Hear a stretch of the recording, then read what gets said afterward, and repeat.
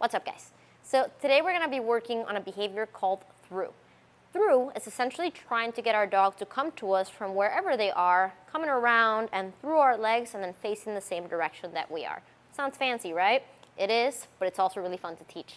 Now, you can use this for a whole bunch of different behaviors. So you can use it as an alternative to come or a plan B.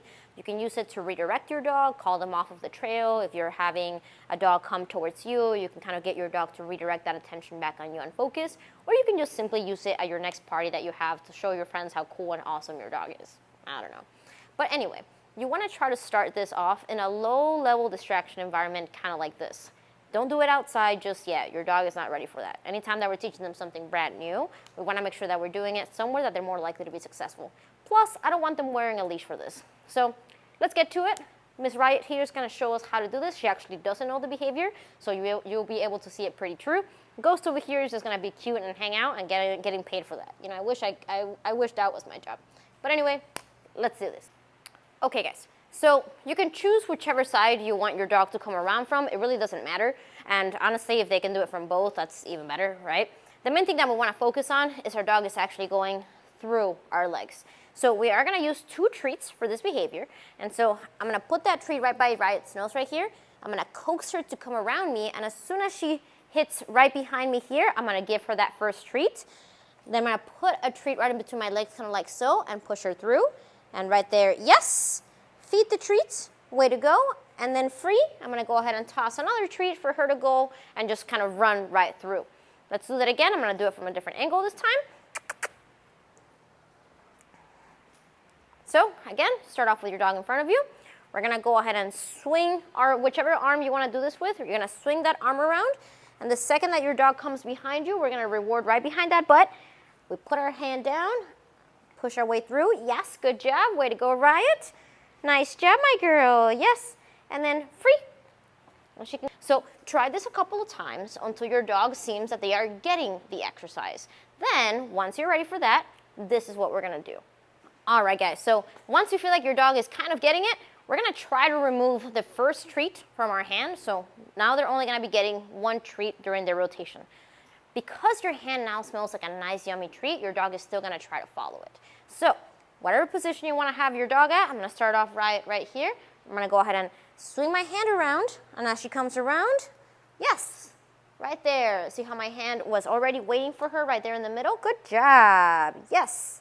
Nice job. Free. Yes. Good girl. Free. Remember that it's totally fine if your dog is not getting the behavior right away. It might take a little bit more than a few tries, right? Or it might just take the progression of over a couple of days. Just like we have to build our own muscle memory as to how to cue behaviors, our dog also has to build that muscle memory in order to perform those behaviors. So take it nice and slow, and remember that every dog is an individual and they're going to learn at their own pace. So what's our hand gesture going to look like at the very end of this exercise? It's basically going to be swinging our hand kind of quickly around and then bringing our hand right in between our legs. So I'm going to throw a treat here for Riot to go and follow it. And as soon as she starts coming back, I'm going to cue it through. We're going to call it whatever we want. And there it is. Yes. Now, yes. Free. She's already offering this awesome behavior, which is a sit. Your dog doesn't have to do that if you don't want them to. But if you did want to get them to sit, we would essentially do kind of like this. I'm going to throw a treat forward so that she runs for it. I'm going to say through. Bring that treat right here and then scooch it up towards the sit. Yes, good girl. Now to get your dog to hold it, we're going to have a couple of treats in our hand, and we're going to do yes. Yes. Remember that reward does not mean release. Yes. Yes. Free. Then she can go ahead and disengage. So once you have your verbal cue and your hand cues all good to go and your dog is following them beautifully, then you can start adding distance. You know, at the beginning, you want to start when your dog is kind of near you, even around your house somewhere, and recalling them this way.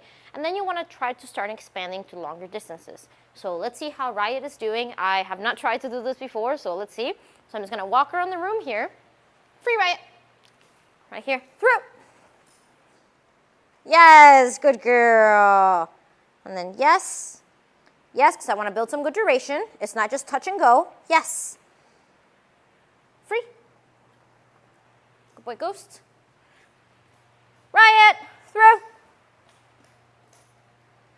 Yes, good girl. Yes. Yes.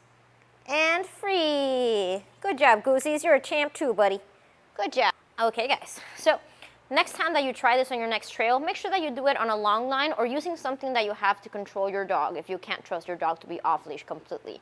Just because your dog knows this behavior in their backyard doesn't mean that they're gonna know it out in the real world. So a good rule of thumb is that the more places that you practice your different behaviors, the more your dog learns to generalize those behaviors. Dogs are actually really bad at that. A lot of people say, my dogs are great at home, but not so much anywhere else. And that's because we just don't get the level of repetitions our dogs need where they're successful so they can fully actually get that this behavior is applicable outside. All right, let's take this party outside. So we're still practicing on their low-level distraction. There is some people around, some dogs, but it's not overwhelming, so I'm setting up my dog for success. I'm starting with really short recalls at the beginning just to make sure that Riot is successful. I make sure that she's wearing her little long line here so that just in case she gets too distracted or is a little bit stubborn about the behavior, I can have a way to get a hold of her. Now, we practice in the larger field. In this next little video clip, she ends up making a mistake and not actually following through and going all through my legs. So here, watch how I call her. I run back to encourage her to run to me. And then as soon as she comes around, she actually doesn't make it in between my legs. So I give her that negative marker and release her. Over here, we started working next to a sidewalk where we have some level distractions, which we're going to encounter in trails. So I want to make sure that I'm proofing this behavior in an environment that I can control, where we have this guy and this woman with her dog walking towards us. So these are two very different distractions that she might not do well in. So because I have the sidewalk where I'm controlling where the people are coming in and going from, it's easier for me to practice. Now let's see how it goes in a real life scenario. Riot, come here, my girl. Good girl. Good girl. Go, Steve. Come on, buddy. Come on. Riot, come here. Come on, go. Good girl, come here. Good girl. Good shake. Come here. Yes, good girl. Yeah, good lady. Yeah, he's letting him do his thing. And now I'm like, see, he gets to explore the world. Yes. And also fall down real Yeah, quick.